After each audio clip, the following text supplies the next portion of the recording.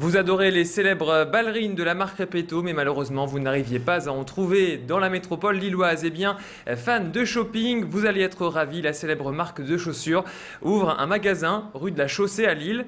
Ça ne s'invente pas, justement. On va en parler avec Jean-Marc Gaucher. La boutique a ouvert ses portes il y a quelques semaines. Elle est inaugurée aujourd'hui. Et de passage pour l'occasion, le PDG de la marque nous fait le plaisir d'être sur notre plateau ce midi.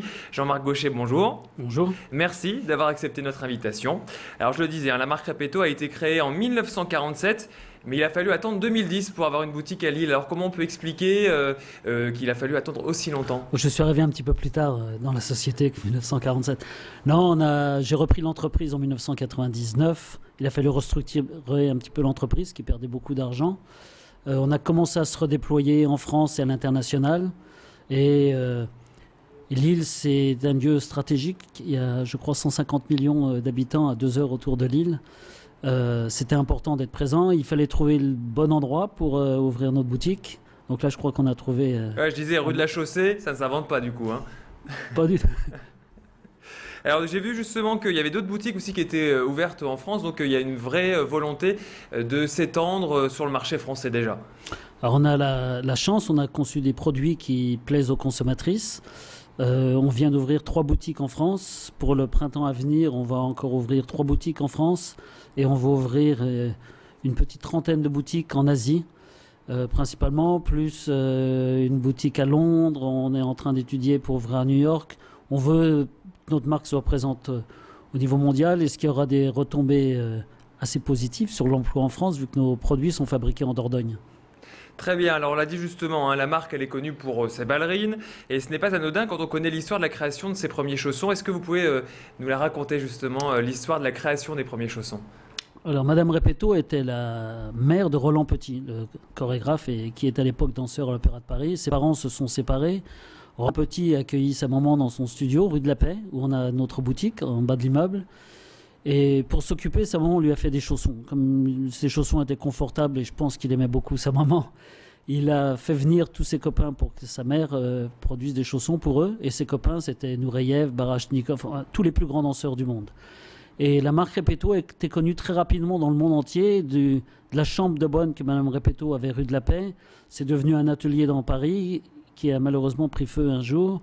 Madame Repetto était accueillie par l'oncle d'un de ses ouvriers qui avait un site de production en Dordogne. Très vite, elle a racheté le tonton et l'affaire s'est développée. Ça a été les premiers pas de fabrication de chaussons de danse. Et un coup de chance incroyable pour la marque, en 1956, une danseuse du Conservatoire de Paris qui se chaussait chez Repetto est venue voir Madame Repetto pour qu'elle lui développe une ballerine fabriquée comme ses chaussons. La seule personne qu'elle connaissait qui pouvait faire ça était Madame Repetto. Madame Repetto l'a fait. Cette jeune fille s'appelait Brigitte Bardot et c'était pour le film Et Dieu créa la femme et depuis la ballerine est devenue célèbre dans le monde entier. Alors justement, la ballerine, ça reste toujours votre produit phare aujourd'hui pour Repetto? Alors notre produit phare, nous sommes une marque de danse. Je veux faire très attention à la mode. Il y a des gens qui sont beaucoup plus forts que nous pour faire la mode. Par contre, la danse en permanence est visitée par tous les créateurs de l'univers de la mode viennent s'inspirer dans la danse. Et nous, par le fait que l'on soit une authentique marque de danse, on peut développer des produits qui ont un lien en permanence avec l'univers de la danse, qui fait que notre marque est à la mode. Mais on ne vise pas la mode en elle-même. C'est par voie de ricochet qu'on est dans l'actualité. Alors justement, vous l'avez dit, Repetto est connu aussi pour ses figures emblématiques. Donc on a parlé de Brigitte Bardot pour le film Et Dieu créa la femme, ou encore Serge Gainsbourg, qui est devenu une des icônes de la marque en portant les fameuses zizi blanches à lacets.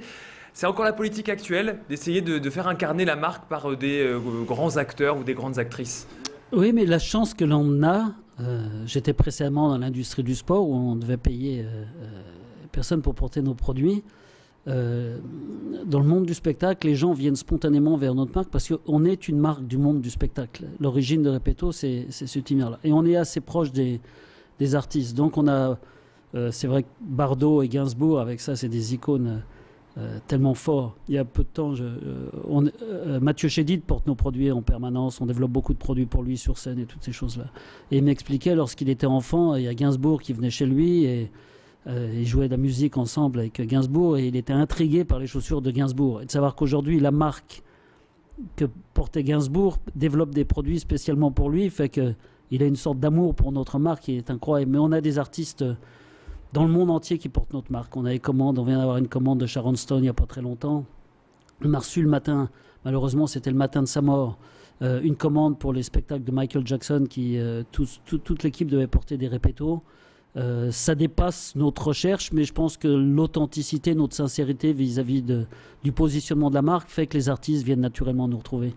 Alors on l'a dit rapidement, vous avez travaillé à TF1, vous y êtes entré en 1977 comme technicien.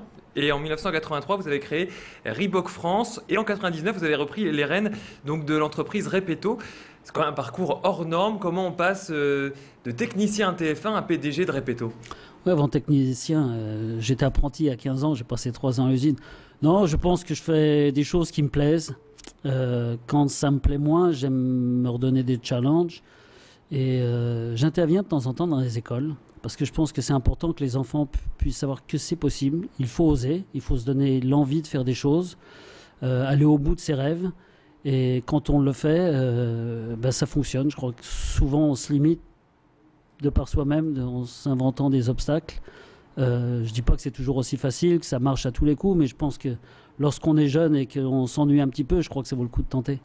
Eh bien, merci beaucoup Jean-Marc Gaucher d'avoir répondu à toutes nos questions sans concession. On rappelle tout de même que vous êtes le PDG de la marque de chaussures Repetto et puis qu'une nouvelle boutique s'ouvre, elle est déjà ouverte et elle est inaugurée cet après-midi, ce soir donc rue de la Chaussée à Lille. Merci beaucoup Jean-Marc Gaucher. Merci. L'actualité continue sur Grand Lille TV avec la météo. Restez avec nous.